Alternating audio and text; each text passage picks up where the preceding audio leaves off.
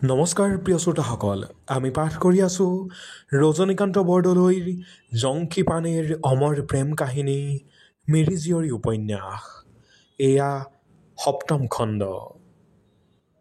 সেইদিনা ভুঁইতলিত পানীৰ পৰা বিদায় লৈ জংকীয়ে সেইখন মিৰিগাঁও এৰি ঘূনাসুঁতিৰ মিৰিগাঁৱলৈ গ'ল।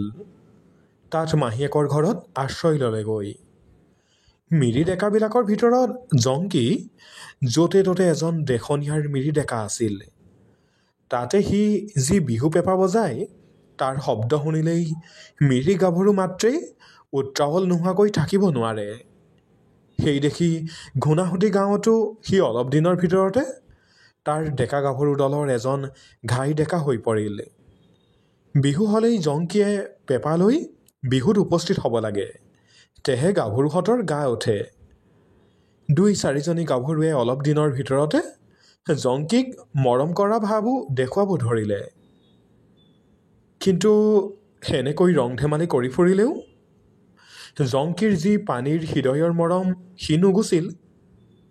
সময়ে সময়ে তাৰ কোমল মুখখনক বিষাদৰ ডাৱেৰে ঢাকি ধৰে। আনকি কেতিয়াবা তাৰ এনে বেজাৰো লাগে যে সি বিহুকে আদি কৰি কোনো আমোদলৈ নোযোৱাত পৰে। কিন্তু সি নগ'লেও আন আন ডেকা গাভৰুৱে তাক বলেৰে টানি বিহুলৈ লৈ যায়। সেই গাঁৱৰে গাভৰুবিলাকৰ ভিতৰত ডালিমী নামেৰ এজনী গাভৰু আছিল। তাইৰ বয়স প্ৰায় ১৩-১৪ বছৰ। তাই এজনী সেই গাঁৱৰে গামৰ জীয়ৰী। মিৰি গাভৰুবিলাকৰ ভিতৰত তাইয়েই আটাইতকৈ ভাল নাচনী। সেইদৰে আমাৰ জংকীও এজন পেঁপাদাৰ উস্তাদ।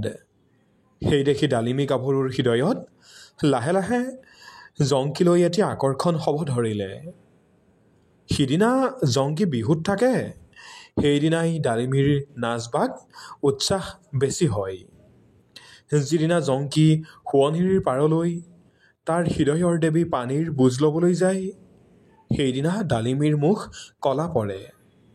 কিন্তু জংকীয়ে এইদৰেনো কলৈ কি সকামে অহা যোৱা কৰে, ডালিমীয়ে তাৰ তত ধৰিব নোৱাৰিলে। জংকীৰ অভ্যন্তৰৰ কথা ডালিমীয়ে একোকে বুজিব নোৱাৰিলে। সেই বুলিয়েই যে ডালিমীয়ে জংকীৰ হৃদয়ৰ অভ্যন্তৰৰ কথা জানিবলৈ ক্ৰুটি কৰিলে এনে নহয়। এদিন জংকীয়ে মনত দুখ কৰি নদীৰ ঘাটত এখন নাৱৰ ওপৰত বহি মনে মনে পানীলৈ চাই ২-এবাৰকৈ চকুলো টুকিব ধৰিলে। গাঁৱৰ ফালৰ পৰা ডালিমীয়ে কাষত কলহ লৈ নদীৰ ঘাটলৈ আহি জংকীক পানীৰ ফাললৈ মুখ কৰি থকা দেখা পালে।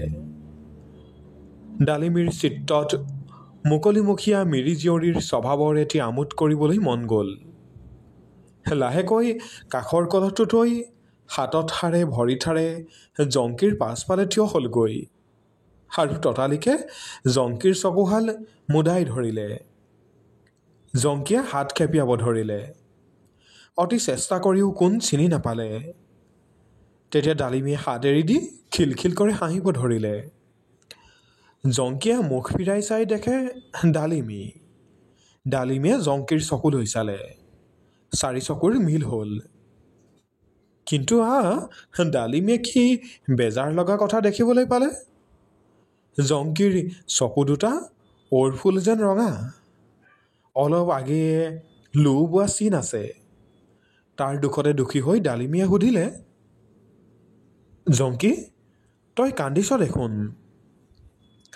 ক'তনো কন্দা দেখিলি ডালিমী? হাই, তই মিছা মাতিছ। কচোন কেলৈ কান্দিছ? মই ক'ব নোৱাৰোঁ। তই মোক বিশ্বাস নকৰ। বাৰু, আজিৰ পৰা আৰু মই তোৰ লগত বিহু নানাচো, তই মাতিলেও নাযাওঁ।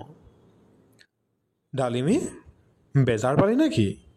মোৰ কথা জানিলে তোৰ কি লাভ হ'ব? এনেহে জানিম, কচোন বাৰু। ক'বলৈ দুখ লাগে। ডালিমী, তই জান নহয়নে, মই আগে সোৱণশিৰি মিৰিগাঁৱত আছিলোঁ। হেৰা জানো, তাৰ পাছত কি হ'ল? তাতে মোক পানেই নামৰ এজনী গাভৰুৱে ভাল পাইছিল। জংকীয়ে এই কথা কোৱা মাত্ৰেই ডালিমীৰ মুখ অলপ কলা পৰিল। জংকীয়ে তাক তত ধৰিব নোৱাৰিলে। আকৌ ডালিমীয়ে সুধিলে। তাৰপিছত তাই মোক কৈছিল তাই হেনো মোলৈকে আহিব। তাই শপতো খাইছিল। কিন্তু এতিয়া মোক দুখীয়া দেখি, কেও কিছু নথকা দেখি তাইৰ মাক বাপেকে কমোদ নামেৰে আন এটা জোঁৱাই ল'ৰা চপালে। কিজানি মোৰ কপালখনত জুই লাগিল।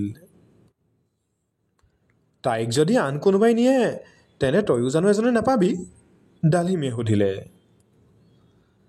তাইৰ সমান মই কাকো নেদেখোঁ, জংকীয়ে ক'লে। জংকী, সোজা মিৰি ডেকা, তই কি সৰ্বনাশ কৰিলি?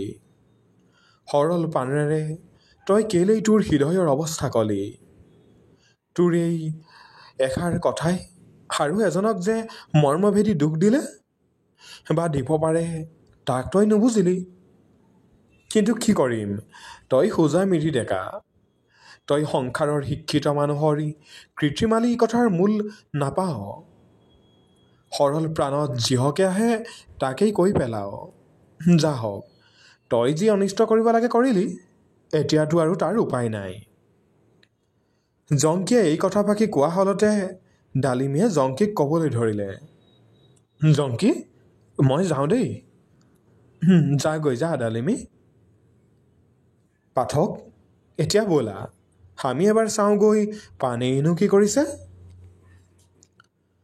কমোদক পানেইৰ মাক বাপেকে জোৰ কৰি জোঁৱাই ৰাখিলে হয়, কিন্তু পানেয়ে সেই জোঁৱাই ল'ৰাক এফেৰাও চিত্ত নিদিলে। তাই সদায় তাৰ পৰা আঁতৰত থাকে। নিমাতি পানেইও দন্দুৰী হ'ল। মাক বাপেকে সৈতে সদায় হাই কাজিয়া কৰিবলৈ ধৰিলে। মাক বাপেকেও অনেক সময়ত তাইক গালি গালাজ, শিকনি বুজনি, লগ সমনীয়াৰ হতুৱাই বুদ্ধি ভাৰখা ইত্যাদি দিওৱাত কম নকৰিলে। কিন্তু আকৰি যি কথাত লাগে তাতে লগা আমাৰ গাভৰুৰ মন কিবা ফিৰাবলৈ শক্তিবান নহ'ল। অনেক সময়ত মাক বাপেকে ইচ্ছা কৰি পানেইক আৰু কমোদকে অকলে অকলে এৰি যায়। কমোদে পানেইৰ ৰুচৈ চপা দূৰৈতে থাকক, কথা পাতিবলৈকো সাহ নকৰে। এইদৰে চাৰিটা প্ৰাণীৰে শোষণো হাত পৰিল। পানেইৰ একান্ত ইচ্ছা বৰং তাইৰ চিৰকুমাৰী হৈয়ে থাকিব, তেওঁ কমোদলৈ নাযায়। কিয়নো কমোদে তাইৰ চেহেৰাৰ বস্তু, ভাল পোৱাৰ গৰাকী জংকীক বেহামাত মাতি গাঁৱৰ পৰা খেদি পলাইছে। তাৰে ওপৰত আকৌ তাই জংকীলৈ যাম বুলি সোৱণশিৰিৰ বালিত কাৰ্চিং কাটানক সাক্ষী কৰিছিল। কমোদো শতাবিধৰ মানুহ নহয়। তাৰ পেটত এনেকুৱা ভাৱ খেলিলে যে সি যদি সেইজনী গাভৰুকে তাৰ বশলৈ আনিব নোৱাৰে তেন্তে তাৰো ডেকা নাম ধৰাটো বৃথা। তাক সমনীয়া ডেকাবিলাকে হাঁহিব। পানেইৰ মাক বাপেকৰ দৃঢ় সংকল্প, পানেয়ে কমোদলৈকে যাব লাগিব। মিৰি জাতি সোজা। শেষকুৰীয়া সেই দেখি যেয়ে যিহলৈ মন কৰে সি হঠাতে সেই কথা কেতিয়াও নেৰে। 14 ব্ৰহ্মাণ্ড গোটেইখনৰ কথা ক'ব, কিন্তু ঘূৰি আকৌ নিজৰ মূল উদ্দেশ্যতহে পৰিব। পাঠক, বুজিবই পাৰিছে কমোদৰ জোঁৱাই খটা কথা পাকি কিমান শোককৰ হৈছে। তাতে সি ওলালেই গাঁৱৰ গাভৰুহঁতে তাক বগা কাউৰী যেন দেখে। সেনেহে বেইতাক ধৰি মিৰি গাভৰুৱে জোৰা নাম দিয়াত বৰ পকা। তাকে আকৌ কমোদে পানেইক বলে পৰা নাই। সি গাঁৱলৈ ওলালেই পোনেই ৰকমীয়ে ধৰে। বেইতালে নকৰোঁ বয় ঐ চেনেঙৈ, বেইতালে নকৰোঁ বয়। কটাৰ পো বেইতা টকাৰ যে গৰাকী, চেনেঙৰ গৰাকী মই। সিফালে কিৰমায়ে মাত লগায়, কোবাই দে ঐ বগৰী অৰগ, নিচিনা দৰবৈ আনিবা চেনেঙৈ, বেইতাক কোৱায়ে চাম। গাভৰুবিলাকৰ এইবিলাক ঠাট্টা, পানেইৰ তুচ্ছ তাচ্ছিল্য ইত্যাদি কমোদৰ ভাল নলগাত পৰিল।